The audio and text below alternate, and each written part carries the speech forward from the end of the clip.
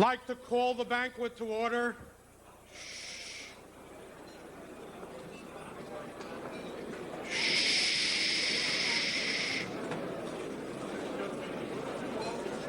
Once.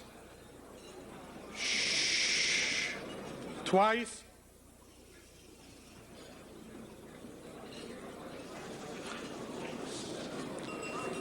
Three times.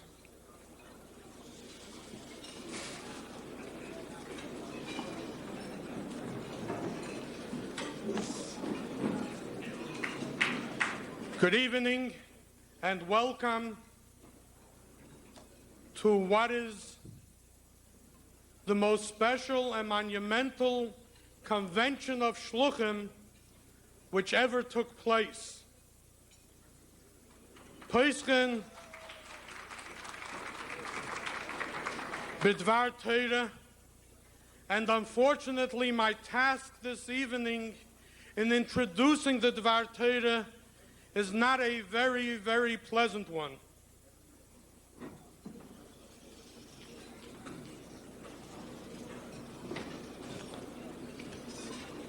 Shluchim are one family and a very, very close family. Shluchim are bound by their relationship to the Rebbe Shlita and by their relationship to one another. Unfortunately, this year, one of our finest and brightest, one who lived shlichus, one who was a shliach for 27 years, someone who is remembered by each and every one who is here in this auditorium this evening, one whose smile, it cannot be forgotten, a shliach who was looked up to in the physical sense, and also in the literal sense, for many of the younger shluchim turned to him for advice, was called to his eternal rest. Harav Hatamim, Harav HaChassid, Rabbi Yankiv Neuach, Rabbi Yoel Olav HaSholem Kranz, was the Shliach Rashi, the head Shliach in the state of Virginia. Tonight, we honor his memory and we recall his accomplishments on 27 years of Shlichus, and we will ask his son, Harav Rabbi Yosef Kranz, who is now the Shliach in the state of Virginia, L'Malam Mokim of his father, to deliver the Dvar Torah this evening. Harav Rabbi Yosef Kranz.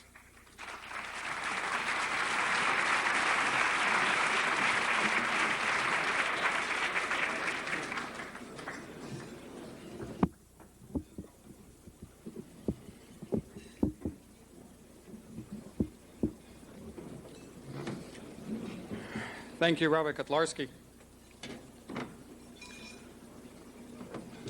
Based on the famous Wort, as medaf leben mit der Zeit, that we need to live with the times, and the Mittler Rebbe's explanation thereof, living with the Torah portion of that week,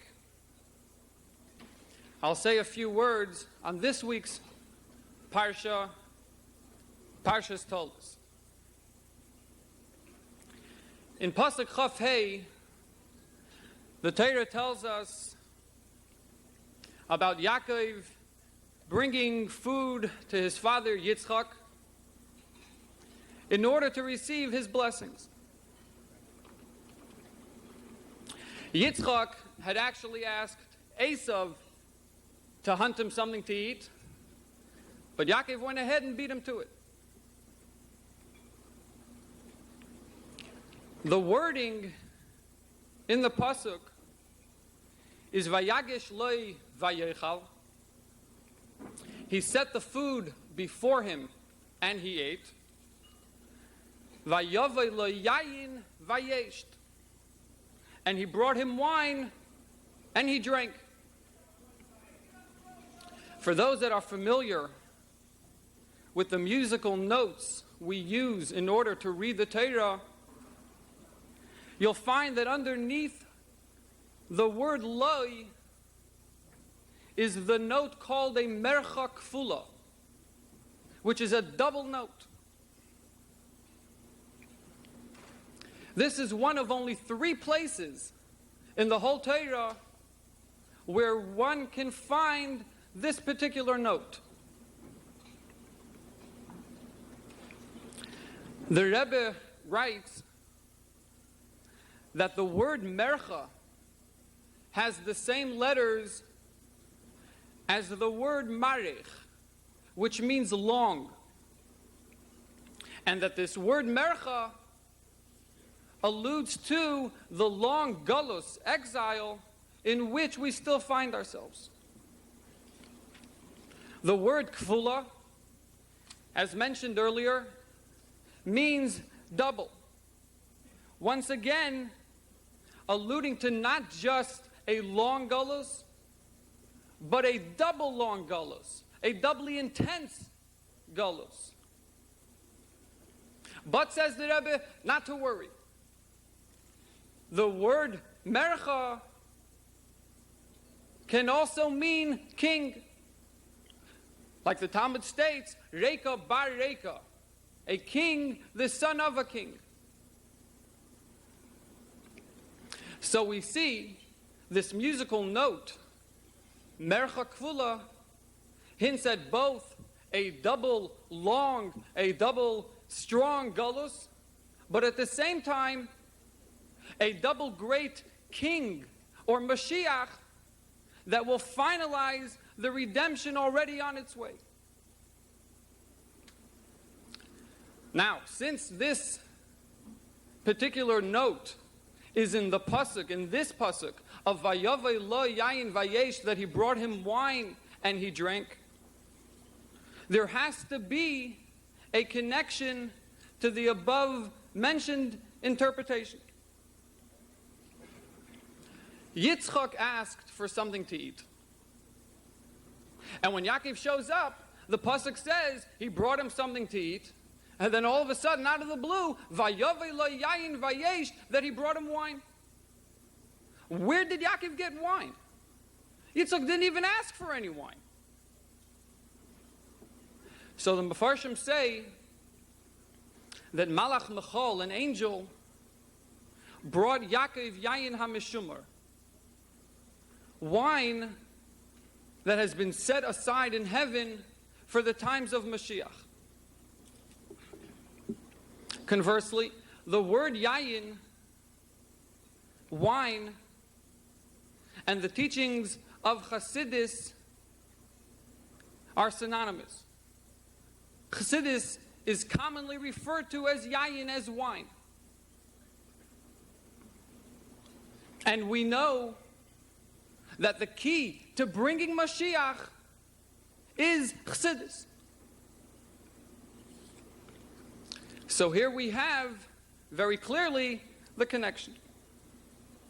Getting a little more specific, the actual note is on the word loy, which means to him. And this is to teach us that a Jew, Aid, is here for the loy. He is here for the other person. A Jew has to remember that the best thing he can do is doing something good for somebody else. And like the pasuk says, Vayesht, and he drank, not just to give somebody svarim, books to read, but to actually sit there with him, to teach him, vayesht, to make sure that it goes down until it's digested. On a personal note, if b'hashgacha pratis, by divine providence, I am giving this Dvar Torah, then once again there has to be a connection. The three words in Torah that have this particular musical note are all two-letter words beginning with the letter Lamed. The only difference is if the word is Loi with a Vav, Loi with an Aleph, or the word La with a Hey. This evening we're talking about Loi Lamed Vav. As well as the word Yayin Yud Yud Nun. My father, Olav Hashalim's name was Yaakov Noach, represented in this pasuk by the Yud and the Nun from the word Yayin. The place that my father dedicated his life to, the place where he lived for the Loi, where he lived for the other person, was Lubavitch of Virginia. Hence the word Loi, Lamed Vav, Lubavitch of Virginia. I now fill that place in Virginia, and I hope that I too will have that same kind of dedication that my father had. And that maybe one day that leftover Yud from the word Yayin will hint at my name, Yosef. Thank you.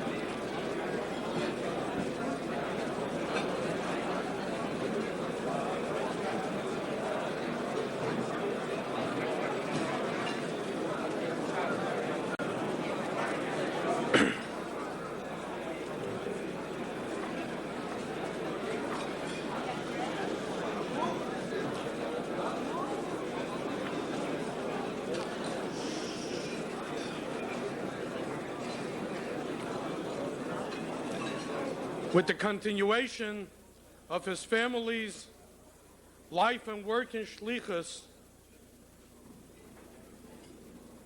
may the family be comforted amongst the mourners of Zion and Jerusalem.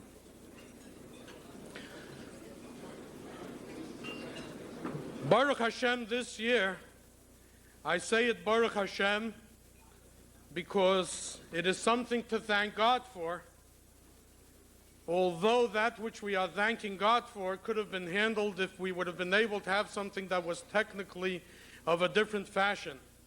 But I must announce to those that are sitting here tonight that there are 350 shluchim that are sitting upstairs in the second hall because we outgrew our presence to this hall, and this is the largest auditorium until the shul gets built next year, and God willing, we will have the Kinus in 770.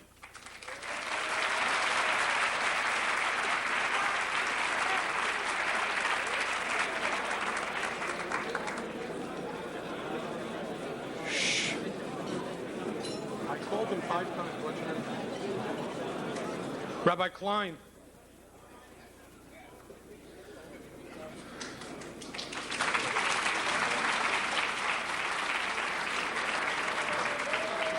Please.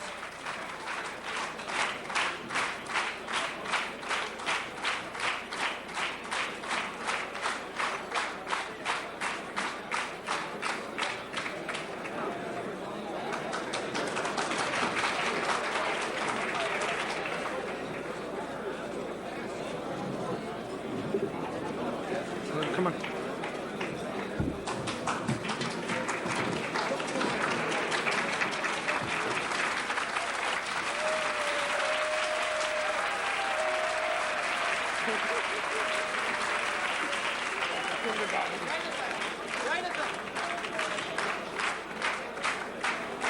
Just put in another chair. Leaves you without a chair. Shh.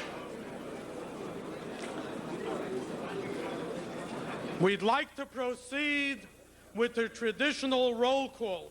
This is the roll call in which we identify the countries where there is a permanent presence of a shliach or shluchim who are the Rebbe's emissaries in these countries. When you hear the name of your country, please rise. Shh.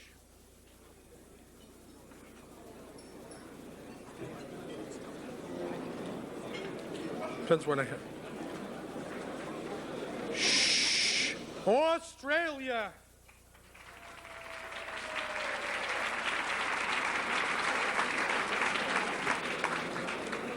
Austria.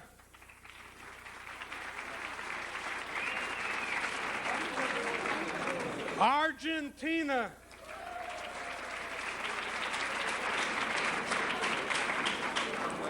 Belgium.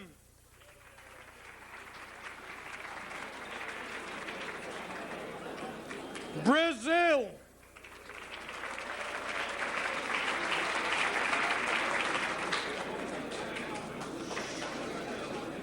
The provinces Alberta, British Columbia, Manitoba, Ontario, Quebec, in Canada.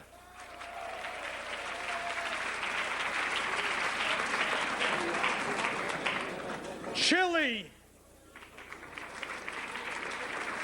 Colombia, Costa Rica,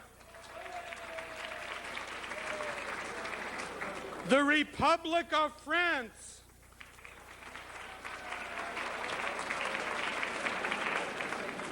Germany, Holland, Hong Kong, Hungary,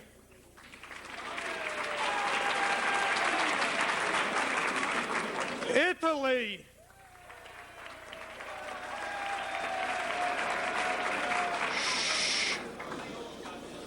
before we ask the next country to rise, I would like to ask a few individuals of that country, and then everyone else should follow afterwards. We are talking about Eretz Yisrael, and I would like to ask the Shluchim of Yehuda v'Shemrin to please rise first, followed by the Shluchim of Eretz Yisrael.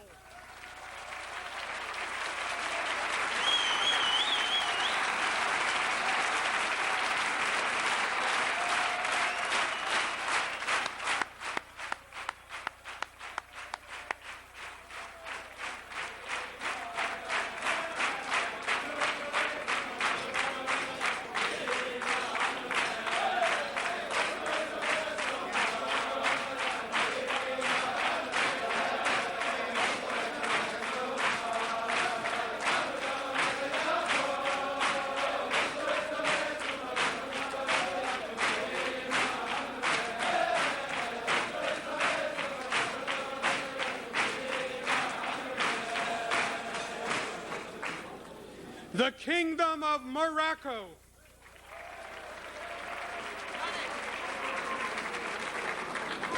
Paraguay, Peru,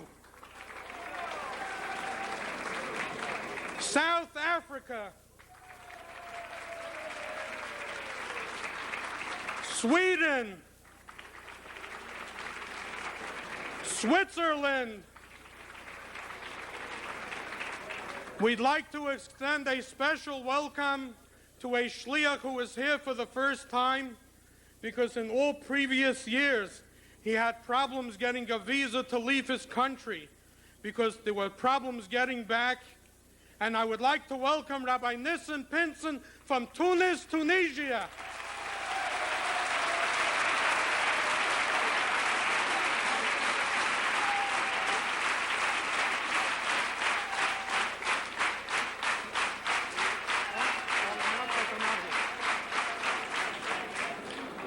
The United Kingdom,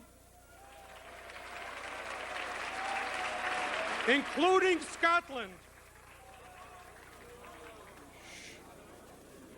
For the next country, there is really a problem, because I don't know how you call it on the new map. Do you break it up into all of those that broke away? Do you talk about all of them together? Do you talk? I don't know, so we're going to leave it the way it was last year, and hopefully we'll be able to educate ourselves and find out how it is this year. And those are the Shluchim of the Union of Soviet Socialist Republic, Russia.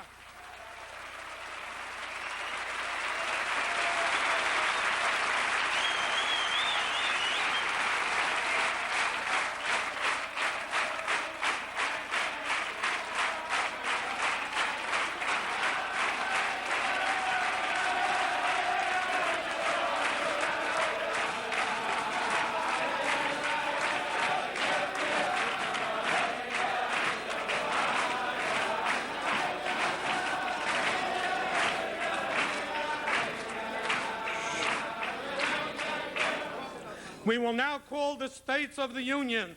Alabama.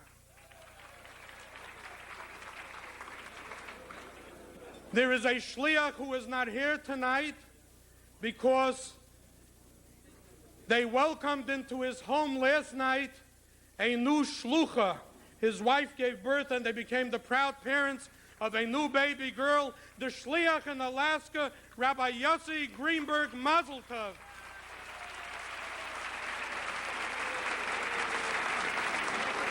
Arizona,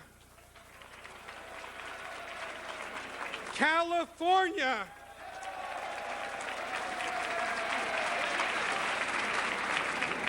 Colorado, Connecticut, Delaware, Florida, Georgia, Hawaii, Illinois, Indiana, Iowa, Kansas, Kentucky, Louisiana, Maine, Maryland, the Commonwealth of Massachusetts, Michigan, Minnesota, Missouri, Nebraska, Nevada, New Hampshire,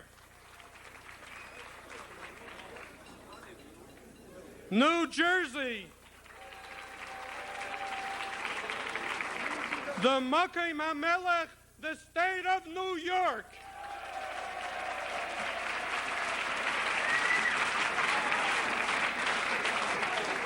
North Carolina, Ohio,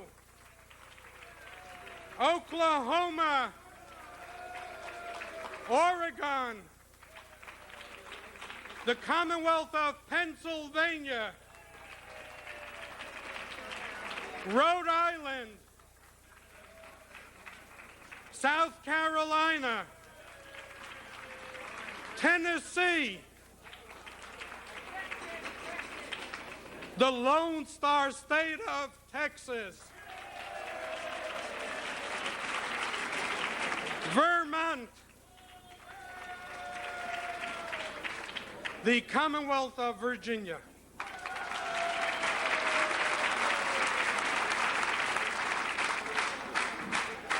The state of Washington, the state of Wisconsin, the country of Uruguay, the country of Venezuela, the country of Zaire, the Shliach from Kinshasa, Zaire,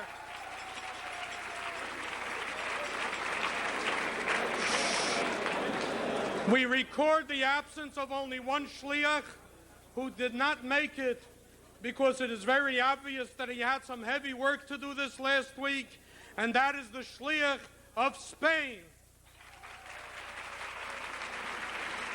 A round of applause for the whole world.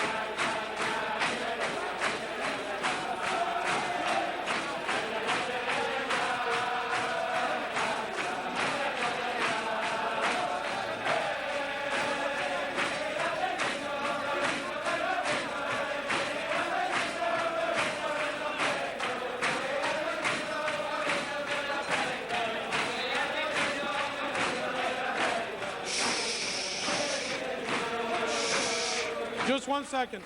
Since a very brief announcement, then you can continue singing. Dinner is now being served. Those that are being served upstairs in the main ballroom are welcome to proceed back. You're welcome back here in 25 minutes for the beginning of the program.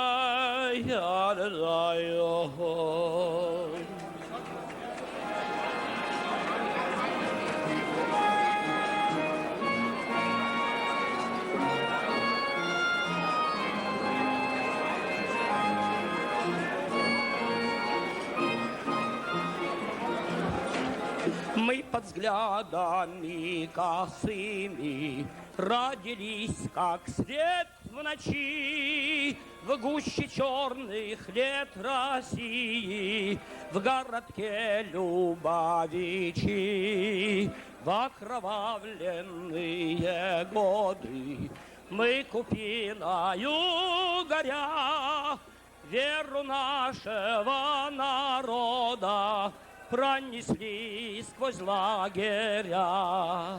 Мы долго шли сквозь боль земли, но верой закаленные мы сберегли и донесли скрижали нам врученные.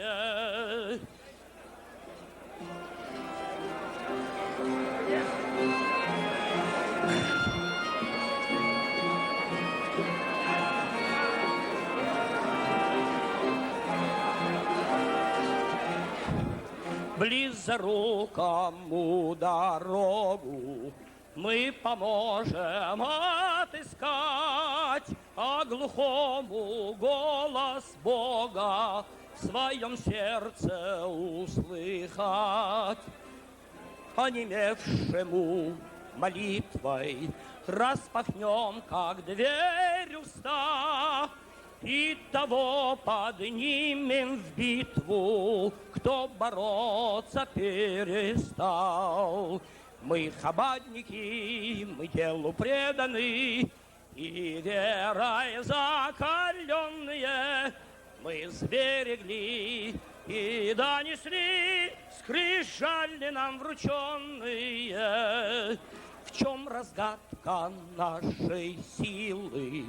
Молодеем мы в пути, наших недругов могилы остаются позади. Тора нашей силы тайна, слову Бога нет преград. Куча бриху вей райсей, вей Исраэль кулохад. Ашрейну, матов халкейну, уманнаим горалейну, Яфа, Яфа, Яфа, Яфа, Yerushalayim.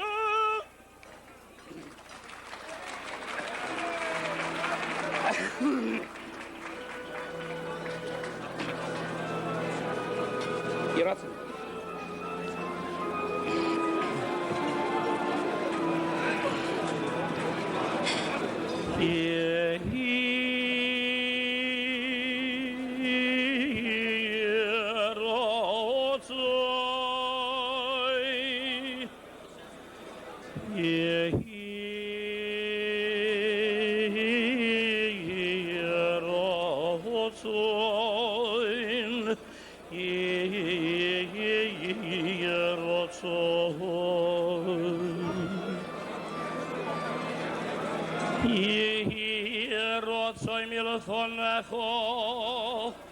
Hashem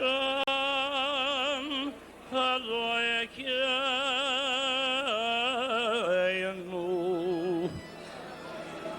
Elohei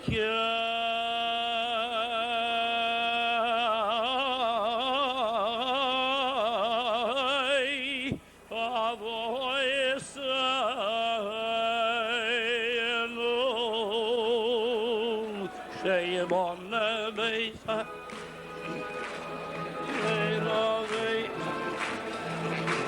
Sein halkein of soerosecho Sheyabon beisami gedosh imeyirove yameinu Sein halkein of soerosecho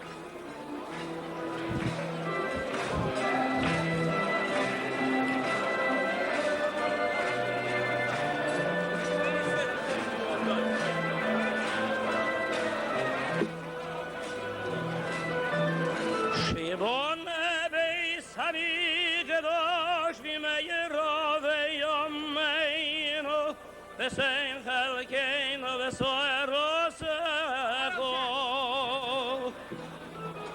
Shivot nebeis hamigedosh imeyirove yameinu Sein halkein of soerosecho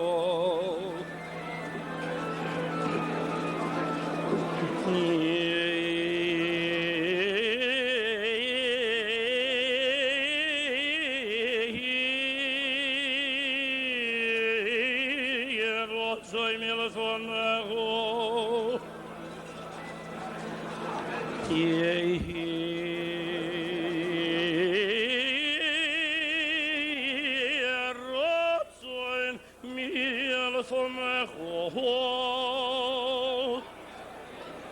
Sheyibone Beis Hamigedosh Sheyibone Beis Hamigedosh Hoy b'mehei Rav Yameinu Hoy b'mehei Rav Yameinu Hoy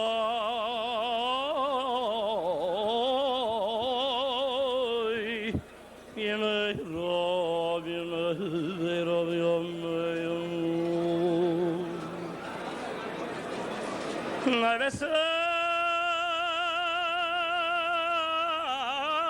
Nevesain Gavkeino Besoy Rosecho Meshom Navod Gabiro Meshom Navod Gabiro Meshom Navod Gabiro Oy Tate Beiro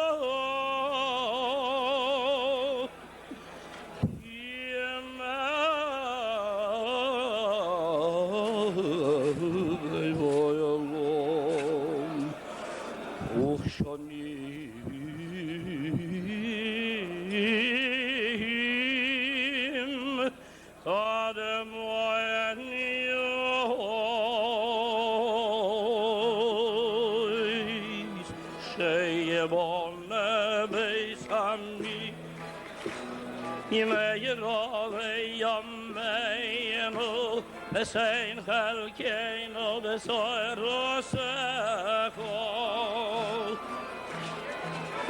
Sheyibon Beis Hamigedosh Yimeyirove Yomeinu Besein Chalkeino Besoy Rosecho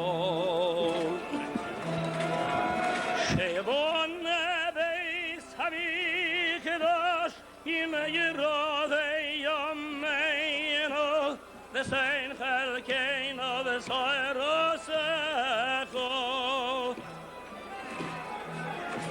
Sheyibon Beis Hamigedosh Yimeyirove Yomeinu Yimei Yoelom Ushanim Kadem Oeniyois Sheyibon Beis Hamigedosh Yimeyirove Yomeinu Besein Chalkeino Besoy Rosecho Sheyibon Beis Hamigedosh Yimeyirove Yomeinu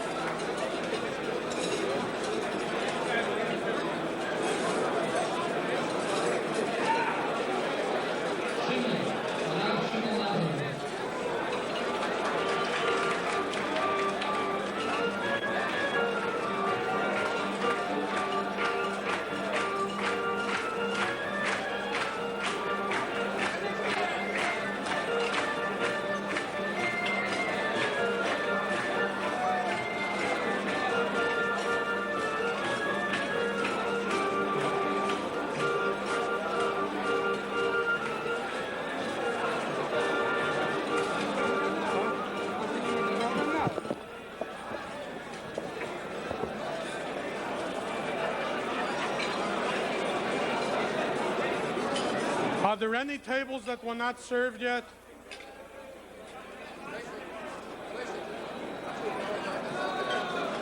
Not yet.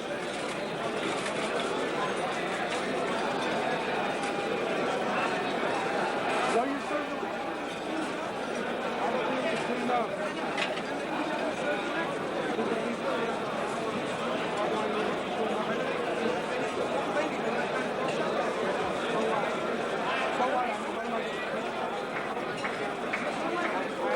Right now, I can't start it.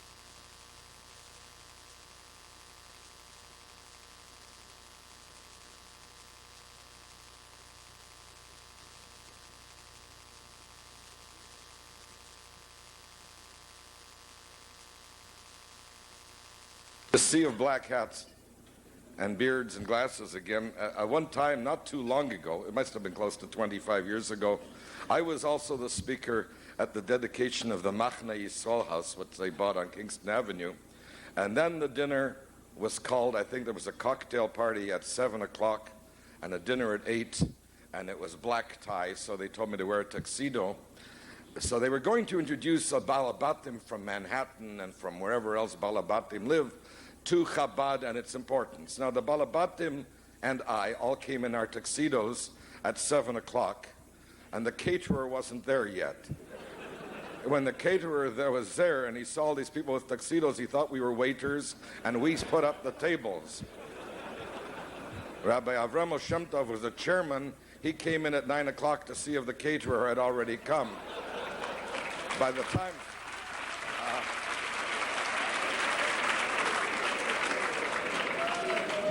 By the time they asked me to speak, none of the Balabatim were there. So I explained to the people who lived on Kingston why Machane Yisrael House was so important.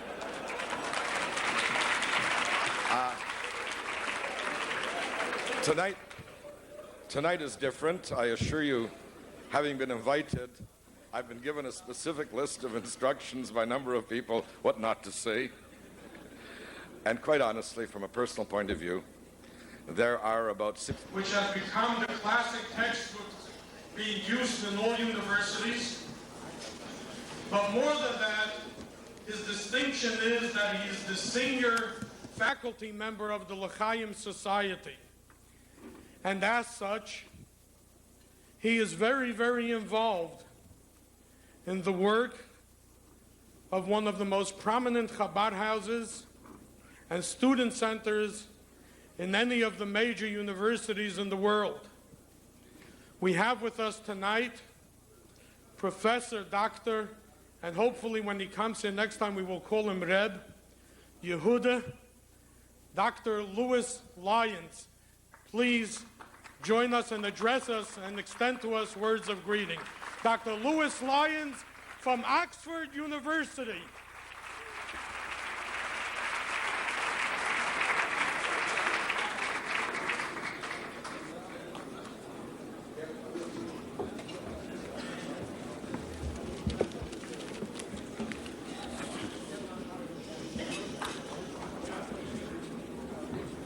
I'd like to congratulate the Lubavitch movement, first of all, on having organized an absolutely wonderful evening here today, and secondly, for the wisdom they've shown in asking me to speak this evening. The reason for this is fairly obvious, and that is that my subject, nuclear physics, has a clear connection with the aims of the Lubavitch movement. In nuclear physics, one of the main aims that we have, which goes back to Albert Einstein and even earlier, is to unify the various phenomena that we see in nature.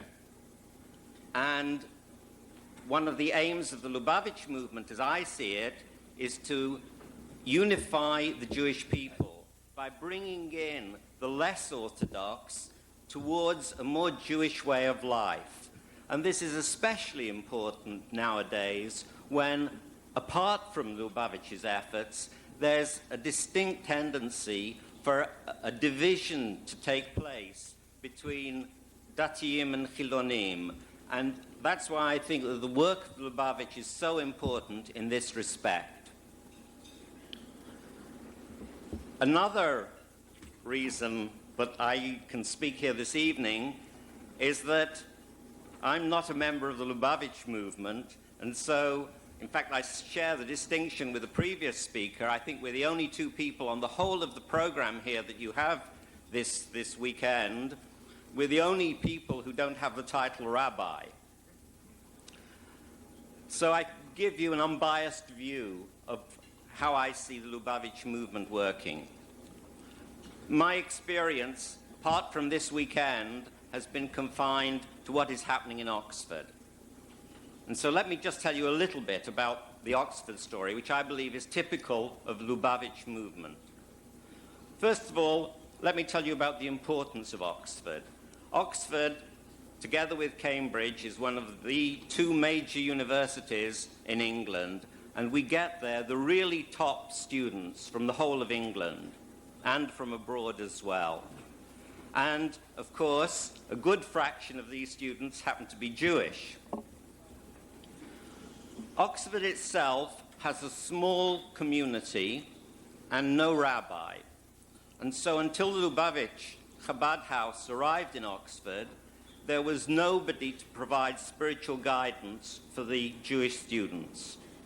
And the majority of them would take the opportunity of being away from home to not to associate themselves too much with Jewish affairs, and they would get lost to Judaism. This has been a real tragedy because these are the potential leaders of the community, not only the Jewish community, but the community as a whole. Since the arrival of Chabad House in Oxford, and in case anybody doesn't know, the director is Rabbi Shmuel Boteach.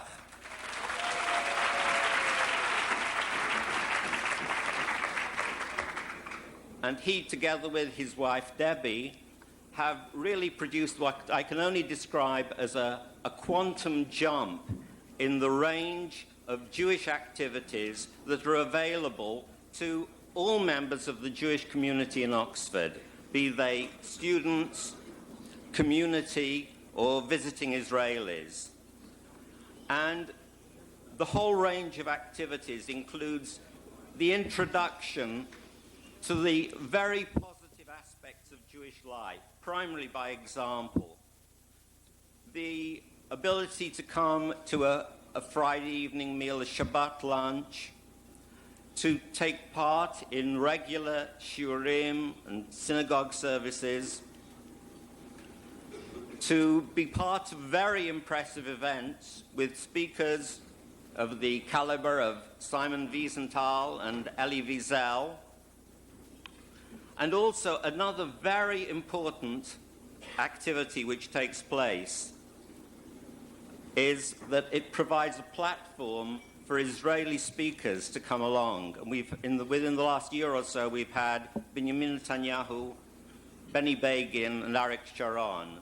And I'm not sure how it is here in America, but in England, it's absolutely essential to have visits like this because the normal person in England is exposed to the radio, television, newspapers, and comments of Jewish friends as well. And all these almost invariably contain a barrage of anti-Israeli propaganda statements which are produced as facts. And we really need these high-caliber Israeli speakers to come along and to set the record straight, or we too become subconsciously influenced by the constant barrage to which we're exposed. Within the last 2 weeks in Oxford, we have had the ability to extend our range of activities because of the opening of a new center. This is thanks very much to the generosity of people who are even here this evening. We've got Mayor Jungreis and Jonathan Faith and Mr. Yoav Boteach. The new center is right in the middle of Oxford. It's in an ideal situation where students just pass by and automatically come in because of its very location, which is a distinct improvement on the previous situation.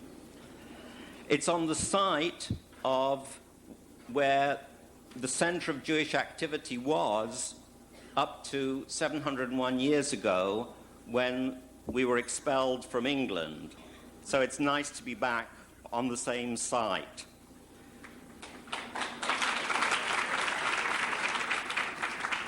The building was opened in a very impressive ceremony after a talk by Minister Arik Sharon, and my only complaint to Rabbi Boteach at the time was that he had unfortunately got the timing of the invitation wrong to Arik Sharon. If only he'd invited Arik Sharon 701 years earlier, then General Sharon, in all likelihood, would have prevented our expulsion from England. And Rabbi Avrohom would have just inherited the center rather than having to pay some exorbitant rate for it. For me to get a worldwide picture of what is happening in Lubavitch, what I do is I take the activities that are happening in Oxford and then multiply them by a number like 3,000 or so, representing the number of shluchim that there are around the world, and I arrive at a very impressive picture of the activities of Lubavitch worldwide. And I, too, would like to echo what Professor Green said, that really, kol hakavod to all the shluchim who are living out in the wilds of the four corners of the world, in places which are very barren from a point of view of Jewish existence, and I think even Oxford counts as one of the deserts as far as that is concerned. So kol hakavod to all the shluchim who are doing this excellent work.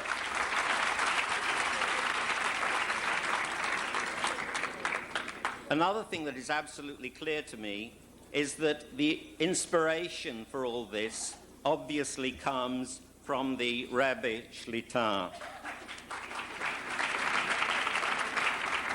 And it's his inspired leadership and vision and his dynamic personality, of which I too have become aware this weekend, which really provides the necessary force for all you shluchim to carry on the excellent work. The Rebbe, I understand, is coming up to 42 years of leadership of the Lubavitch movement. 42 is Membet. So I wish the Rebbe Membet, Mea Brachot, all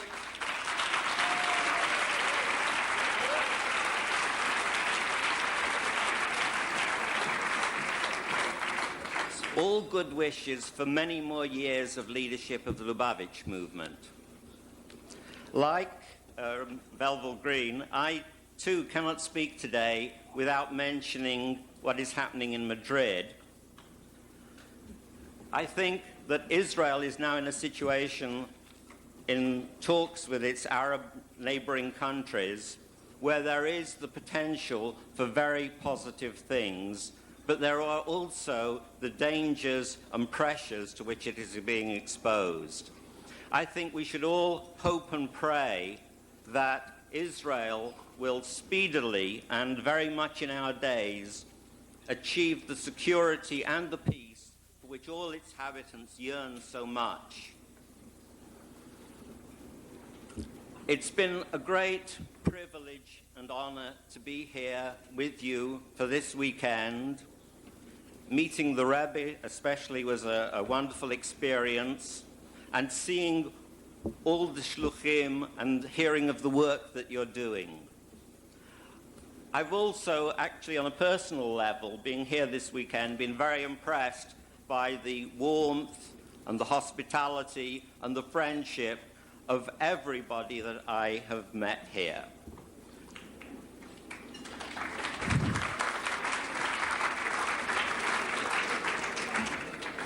It's a tradition in the L'chaim Society to say L'chaim on every possible occasion. And so I would like to end with 3 L'chaims. First of all, to the Rebbe, for many more years of successful and dynamic leadership of the Lubavitch movement.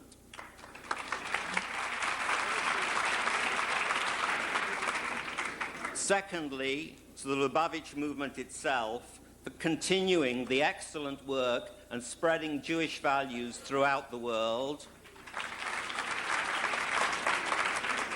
And thirdly, to Israel, for security and for peace. L'chaim, l'chaim.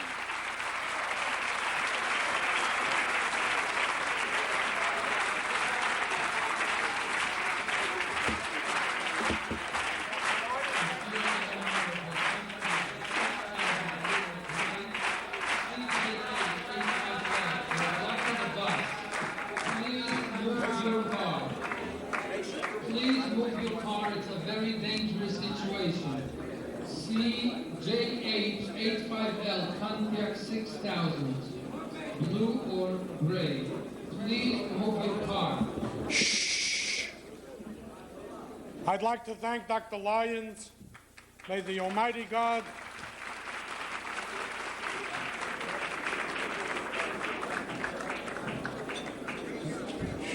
gladden his heart, and may he find nachas and success in everything that he does.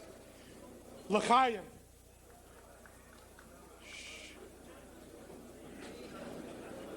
We come now to the keynote address of this Kinus.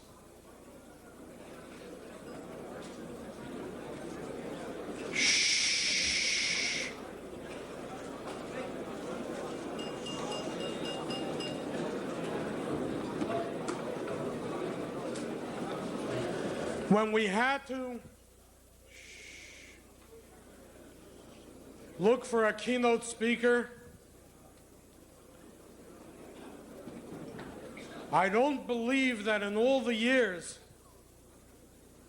of searching for a keynote speaker amongst the Hashluchim, I had someone that was approached and gave me as much resistance as the speaker this evening.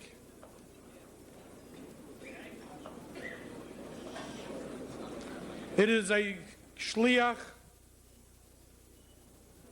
who stands out among shluchim, a shliach who is a father of shluchim, but above all, it is a shliach who has a very, very special relationship with the Rebbe Shlita. Someone who over the years was Gurion to the Rebbe, much nachas, many Yud Aleph Nissans, sichos were dedicated to areas of endeavor which this shliach undertook, sometimes mammoth tasks, and fulfilled them. And it has brought such a nachas ruach to the Rebbe that the Rebbe spoke sichos many, many times related to the work of this shliach. It is my privilege and pleasure to introduce to you tonight for the keynote. And when Rabbi Krinsky made the announcement yesterday by the mashke, which we were zeicha to receive to the Rebbe turned around afterwards and he said, with a smile, Lahavi li'meis HaMoshiach. The keynote tonight, Kol Yemei Chayecha Lahavi li'meis HaMoshiach, will be delivered by Hashliach, Harav Rabbi Avrohom Shemtov, Shliach in Philadelphia, and the American Friends of Lubavitch of Washington, D.C. Rabbi Shemtov.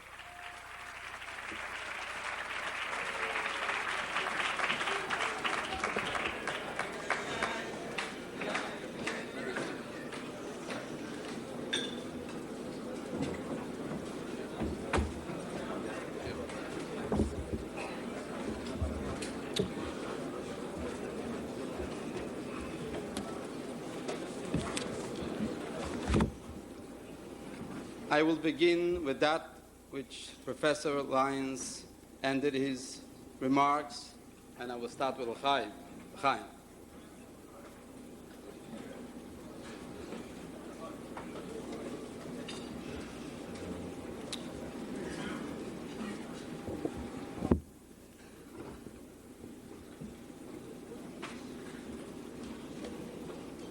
It is very difficult to say no to a call connected with the Kinus Hashluchim.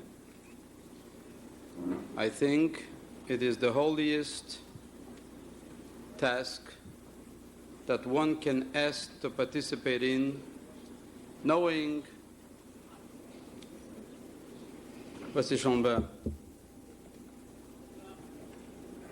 the attention that the Rebbe gives to the Kinus, and after being approached a few times, and I must tell you, I really didn't want to take it. I thought that this must be Maise Yetzer, which I have to overcome, and I consented. All I ask you is that you bear with me, because basically I'm here trying to put into words some of the feelings which we have all experienced here this evening, so that we can take them back home with us. We just learned the Rambam in recent days about Tefillah, and the Rambam says by Krishma and Tefillah that when a person stands before Hashem in prayer, he should have Einov Lamato V'Libe L'Maylo. His thoughts are aimed to the highest levels that the one aspires to reach. And aspirations go as high as Maise Avrohom Yitzchak v'Yaakov, Moshe Yagil Maise. But at the same time, a person has to have his Einov Lamato. He has to bear in mind reality which he will face the next moment, days and weeks and to come, and so forth and so on. The feeling that permeated this evening, this hall, and everyone's mind and heart is enough to carry. The question is, how do we put it into tangible words? How can we can this spirit to take it back home with us, as my dear friend Velvel has so amply put it, in describing the joy of everyone being here and dancing over their zechus and lot of being in Zambia, Zaire. Let me tell you, Velvel, you don't have to go to Zambia and Zaire. You can be here in Crown Heights and face the same problems as one faces in Zambia and Zaire.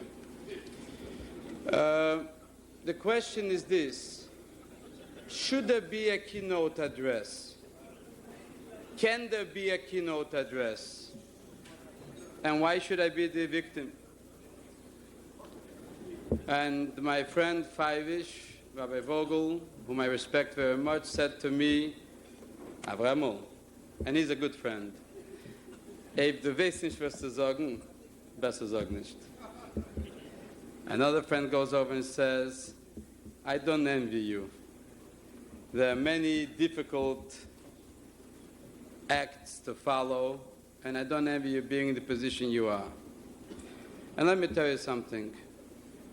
I'm here now, we're going to speak in English, but I look back at many conversations which I and colleagues of mine have during the year, in the past, and will have in the coming weeks and months to come.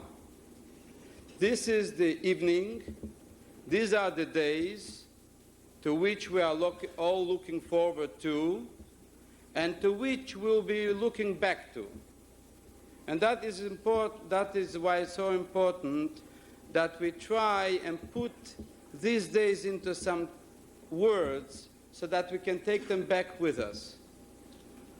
The Rebbe Zuzan Gesund spoke yesterday very, very clearly as to what is the task of a shliach, what he expects from a Kinus Hashluchim. And he said it in few words. And he said that Moshiach is a shliach, wie es bedarf zu sein.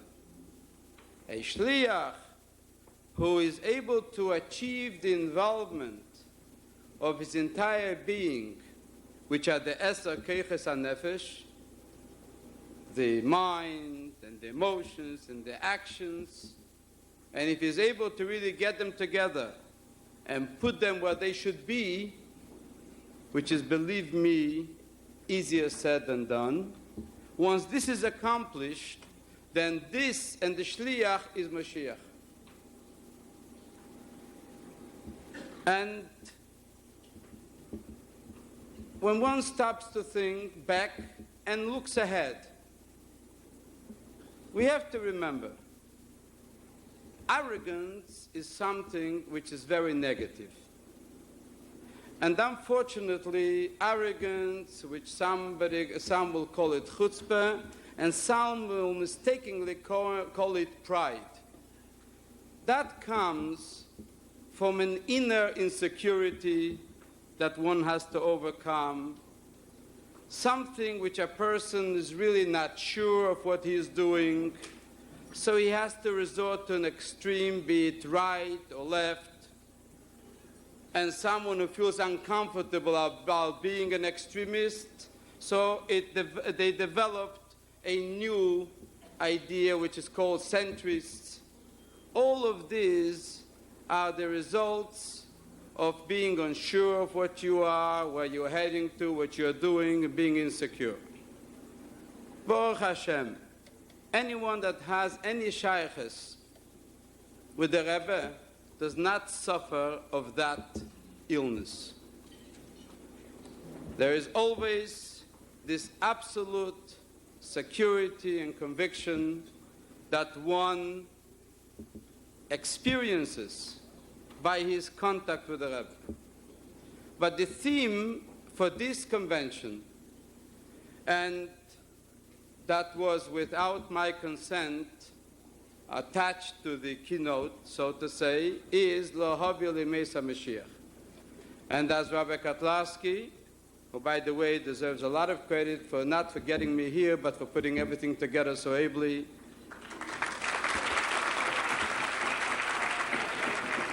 he mentioned the fact that the Rebbe Zozangezun turned around yesterday to Rav Krinsky, the chairman of the convention, and he said to him, Lo Havi L'Meisa Mashiach. The Mishnah is really, the wording of the Mishnah needs to be explained. Omer Rabbi Elazar ben Azariah, Hari Aniki ben Shivim Shono, V'lizah Chisi Sheti Omer Yitzis Yitzayim V'Alelis, Achadosha B'Zema. Rabbi Elazar ben Azariah says, I am as old as I would be, 70, and I have not had the opportunity to say Yitzis Mitzrayim V'Alelis, to mention the exodus of Egypt at night, until Ben Zema came and explained the pasuk. Mantis kesim zes Mitzrayim kemecha yecha, imecha yecha yomim kemecha yecha alelis. V'chachomim emrim, imecha yecha olam hazeh, ki imecha yecha should have been halelis. Imecha yecha yomim kemecha yecha alelis. That ki imecha yecha first to alelis.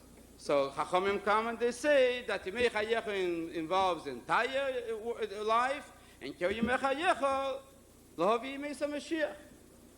Was about L'Havi. But there's another diyuk.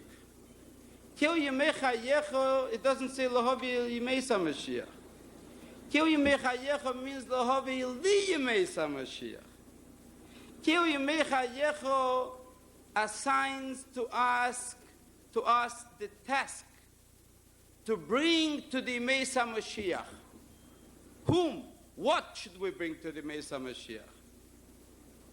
The Mesa Moshiach will come, and they are here, and they are waiting. What are they waiting for? They are waiting for us to bring something or somebody there. Who is the something, the somebody that they are waiting to be brought to them? It's the whole world. And the Kil Yemechayecha L'Havi L'Meisa Mashiach is the task of the Shliach. The Shliach is assigned the great, difficult, but great schus and task to bring the world to Meisa Mashiach. And this is the task of the Shliach today. There has never been a time when the L'Havi L'Meisa Mashiach was at hand, was something which is a reality. And not only a reality in word, but a reality in real achievement. We are approaching, we're seeing a world that is ready to be conquered. A world that is eager to hear the message, providing the message is brought to them properly. And the Rebbe spoke yesterday about the difference between a shliach and a shadchan. A shadchan is one who brings two propositions, a proposition together to be accomplished. A shliach is the one who has actually the power to accomplish it. But to be a shliach requires something. And let me tell you what I think. The potential of being a shliach is within each and every one of us. Whether he was assigned a shliach, whether he's assigned by a shliach who was assigned, which is shliach, eis shliach, that is the seed. And this is the potential that is given from the Mishaleach to the individual to become a shliach. But to be a shliach depends on the individual. Having the potential is one thing. Realizing the potential is another thing. And while one may realize the potential at one time, he may find it one thing at another time. This is a constant struggle that one goes through in the process of shlichus. To be called in Yechidas, as we were in our time, and to be assigned a place of shlichus, which is the envy of any shliach today. Imagine to be called in to Yechidas and to be sent somewhere as a shliach. That is the greatest thing one can dream of. Yes, true indeed. It is a very unique schus. But the question is, once you have been assigned, once you've been given that potential, what do you do with it? And that depends on us. This is no easy task, because a shliach has a very difficult task to fulfill. It is a great opportunity. It is a great schus. It is the spelling of purpose in life. But one has to struggle to get the assignment. And once you have the assignment, you have to constantly struggle to earn it. When you have a big body of water, you sometimes forget that there's a difference. Whether the water is in the body without an attachment to the wellspring, which in course of time can dry out, once in 7 years, if it dries out, it shows that at no point was it a real body of living water. And you can have a small little bit of water, but it is attached to the spring, so it has all of the qualities of Mayim Chayim. To become a shliach is a gewaltige schus. Ato v'chatonu mikol ha'amim. To be a Yid is a schus, to be chosen from all nations in the world. To be a chosid is a gewaltige schus, to be zeichet, to have the merit, to be singled out by Hashgoche to become a chosid. From the Chassidim itself, to become a shliach is a gewaltige schus. And let us not forget it for one moment. This is not something that should awaken within us a feeling of arrogance, looking down at someone else, even a shliach, was bist du, so forth and so on. No. Because as the Rebbe mentioned yesterday, the Gemara in Herius, Sroru ani neisen lochem, avdus ani neisen lochem. Shlichus is a gewaltige schus. But shlichus requires a thorough dedication. Eser keiches hanefesh. We find that the always the shvotim and in given shivtei ko, the holiest of the holiest. Aber a shliach is given Yosef. And Yosef HaTzadik heißt nicht Yosef HaTzadik, because he was able to go into shlichus, into danger, face his brothers, his enemies, and so forth and so on. That is not why he's called Yosef HaTzadik. He's called Yosef HaTzadik because in the most intimate moments of his life, when he faced the most difficult challenge that any human being can face. At that moment, he realized that he's not on his own. The most Yekne Shoyankiv of Vinunirale. At the moment of real challenge, when he's away in Zambia, in Zaire, in Philadelphia, in Uruguay, in Brooklyn. At the moment of challenge, he's not alone. The Yekne, the image of his father Yaakov, appeared before him. And he was not only able to survive, but he was able to thrive. He was able to stand up and turn Mitzrayim into a country that recognized Hachamishi Sufare, that there's a God in this world. It is for that moment that he was able to stand up that he earned the title of Yosef HaTzadik. The Muzdi Yeknish Yankiv Avinu. Why do we have to look when we have before eyes the Gvaldikas Chus to send them Heiligers diesen von him forever, Tag ein, Tag aus? Let us take this along with us. Let us thank Hashem for the Schusos Miram Gehat, the merit that we have from all the generations, to be chosen from the millions and billions in the world, to be in this room and to be called the Shluchim. But let us remember to be assigned the Shlichus and to earn it from time to time is terrific.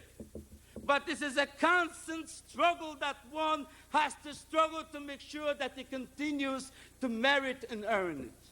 But let us remember, a Shliach is one upon whom the whole struggle and the whole goal of the Rebbe depends.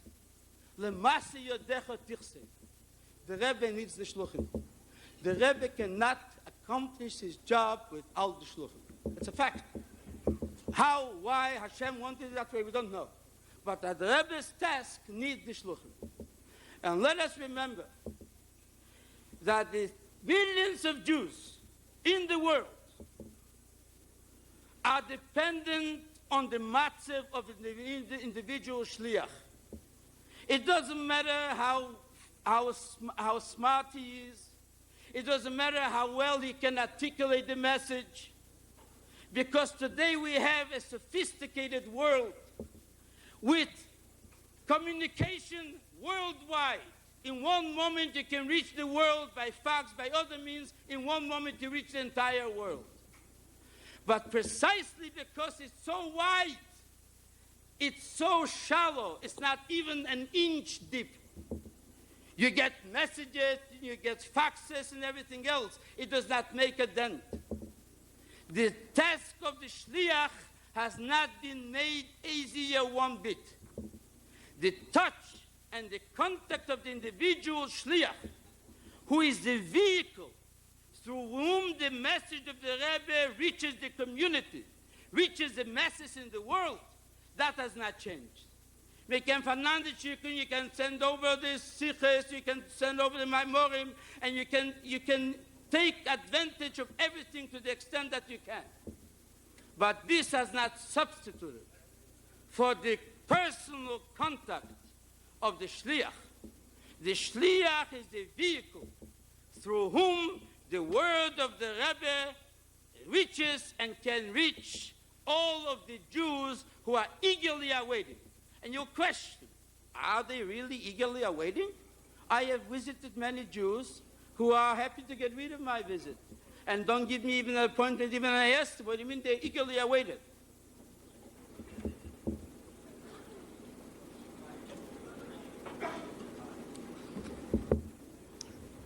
And the answer is, and those of us who have paid attention, it's true.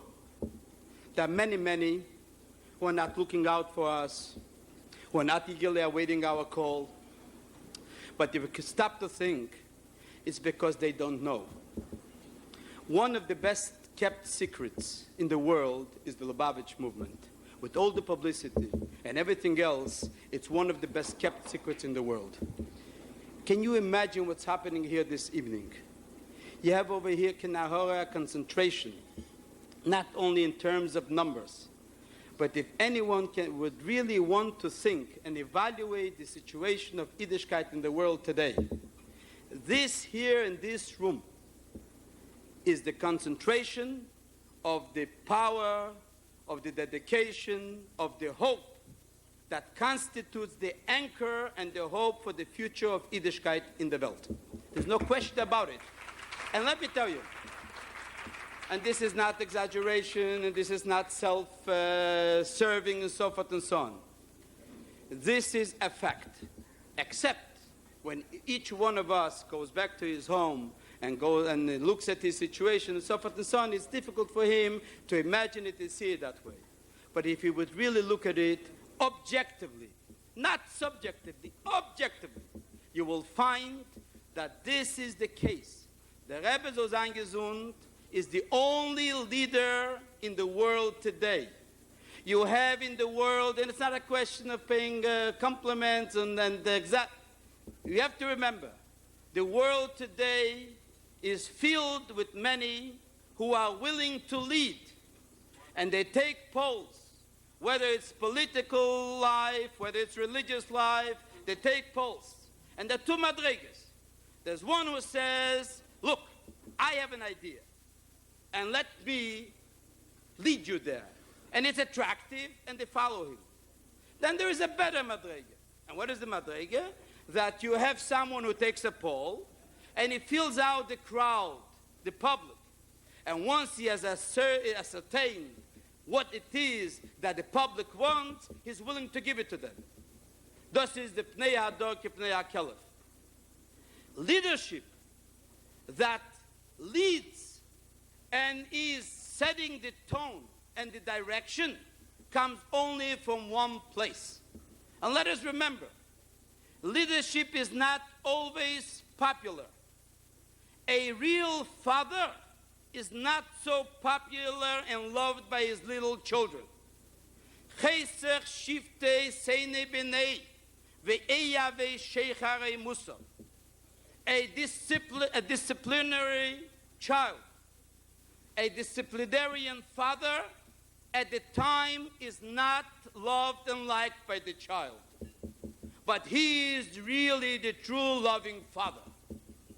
A leader who is popular is no leader. The Rambam sagt that Moshiach will be one who Yokuf es kol Yisrael loleches bedrochim. He will force all the Jews to walk in the path of Torah. I can understand if you'll insist that non-religious Jews should become religious, so that requires force, rolokuf. How about the religious Jews? How about tzaddikim? How about Hasidim? How about Mikasharim? How about Hashluchim? Where is going to be the kfiyah over there? But that's Moshiach. Moshiach is going to require from us, to demand from us, such an attitude and such a life that for the greatest of the tzaddikim, this will be a kfiyah. This will be a demand which will have to force them beyond that which they are willing to adhere to. Moshiach also la sova tzedekaya b'tiyufta. He will come out with an agenda. He will come out with demands that the greatest of Hashluchim and Mikasharim and tzaddikim will find it difficult to adhere to. This is Moshiach. And we are the Shluchim. I would like to share with you just one episode that I came across this week. The Rebbe so eingesund gave out Sunday night a Kuntres. And the Kuntres was Vayu Yochai Sora Maimer. Those who were here present had it. Those who came later got it also. And when I opened up the Maimer, the first thing I found in the Maimer was $1. $1 bill. Well, it's convenient to put it in, so the Rebbe gives the Maimer together with $1. But by Rebbe nicht talking convenience, that may have been an idea of those who prepared to make it easier for the Rebbe. But the Rebbe gave it. So when you open up the Maimer, you have to learn the $1 first. And then you continue the Maimer. It's there. So let me tell you what I did. I opened up, and I learned the $1. One thing in the $1, I remember the Rebbe explained once, And that is where it says in the dollar, it says, e pluribus unum. A pluribus unum is the right way to say it in Latin. Meaning, from a rabbim, you make a yochid. You have a rabbim, because we are many bodies over here, but together we are united. So from the rabbim you make a yochid. Fine. On the top it says, in God we trust. How do I know that in God we trust is something which is important to learn from the dollar? Because I had once a shlichus to a balabos, but the Rebbe sent him $1, and he circled with a pencil around the God we trust with an arrow. So for the message that he wanted to get across, he used the dollar bill with the pencil. So the Rebbe used it to him, and I was a shliach, so I learned it. In the middle it says one of the Chabad Ogeret. So it says in the dollar that you have to make from the tzibur a yochid, and in God we trust, and one. But then you also have to take a look at the left side. And mind you, not all the dictionaries have it, with all due respect. It says, annuit septis. You know what annuit septis means in Latin? Dr. Green, Dr. Lyons, you don't know. Do you know? Well, I won't put you on. Yeah, I found it in a dictionary. Annuit septis in Latin means he. And it says in the dictionary, I don't know in the Oxford dictionary, but it says in the dictionary I looked up, he, God, in parentheses, has favored our undertakings. Can you imagine? Masi yodeinu keineneihu. The Rebbe's capital. Masi yodeinu keineneihu in Latin means annuit septis. Then you look at the bottom of the seal, and what does it say, the bottom of the seal? Novus ordo seclorum. And that means in Latin, a new order of the ages. You have to look further. You have a new order of the ages, and you have Masiyodenu Kinenehu, and you have a pluribus unum, in God we trust the one. But when you look at the seal, at the top of the seal, the pyramid which is built is not finished. It's the same bill that you got from the Rebbe this afternoon. And at the top there is the triangle which has an eye. And the idea of the one who drew it was that you can build a pyramid up to a certain point. But at the top, you have to resort to divine providence to finish it up for you. That the massim of an individual reach a certain point, but at the top, you still have to resort to Hashgacha Pratis. This is $1, was mir gekommen von Reben, wir geben den Meimer, und nach dem lernt man bei ihr Chayesot. Jetzt, let me again zurück. Let us go back to the subject which we spoke about before. Is this a separate thing from what we spoke about before, or is this the same thing that we spoke about before? The Rebbe actually did not assign us a mission of bringing together Ma and Ban as the Rebbe spoke yesterday. The Rebbe showed us that Ma and Ban are the same thing. We have been assigned the Neshama Bekirbi.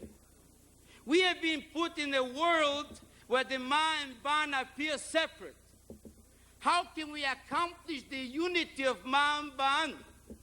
That is when we realize that really there is no separation between Ma and Ban. Yes, we'll go out in a world where the reality there will put certain demands on us, and demands that will interfere with our daily activities, demands that will put obstacles in our goals and aims and in our mission. But that is only on the superficial. that is only on the outside, on the chetzenis. But the minute we are able to rise above or dig beneath, what will we discover? We will discover there the unity. We will discover there that which the Rebbe not only teaches us, but the Rebbe actually convinces us of that fact. The unity of Nigla and Chassidus, the unity of Ruchnis and Gashmis. And this is something that we can go out with to the world outside. This is the mission that we have as Hashluchim. And therefore, if we will only remember that the union of Moshiach is when the Shliach is able to discover and develop his own Eser Keiches. And the way to do it is through the Mus Diukne Shoyankev Avinu. Then the Kinus Hashluchim means a source of inspiration, so that when we come away from here, we will march into the world and find it not as an outside. We'll find it as a part of our inside, because there's really nothing out there in the world to contradict what we have learned and what we have experienced here inside. There's no reason for us to have to resort for inspiration if only we will be able to find the Shliach within ourselves.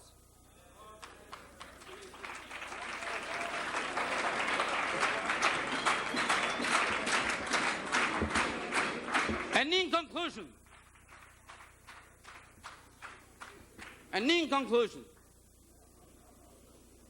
Kimei Tzesro Me'eretz Mitzrayim Arenu Niflois, that the prophecy says that just as in the time of our exodus from Egypt, so will be the coming of the future Niflois, or the present Niflois, to which the Rebbe was referring yesterday.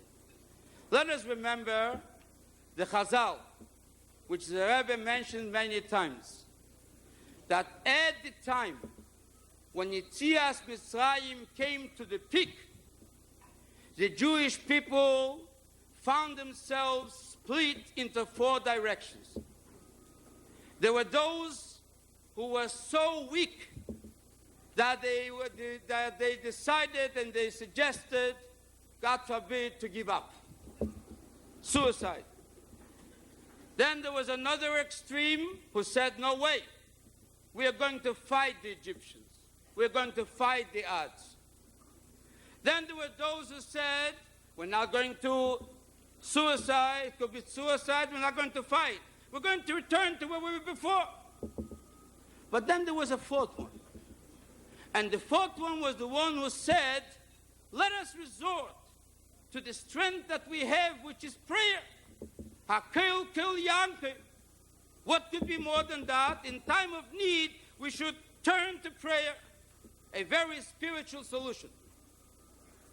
And the Torah says to us that the call of Hashem that came to Moshe Rabbeinu was not only to negate the first 3, which appear to be negative, but even the 4th one, which provided for and called for prayer, which is the greatest thing one can resort to.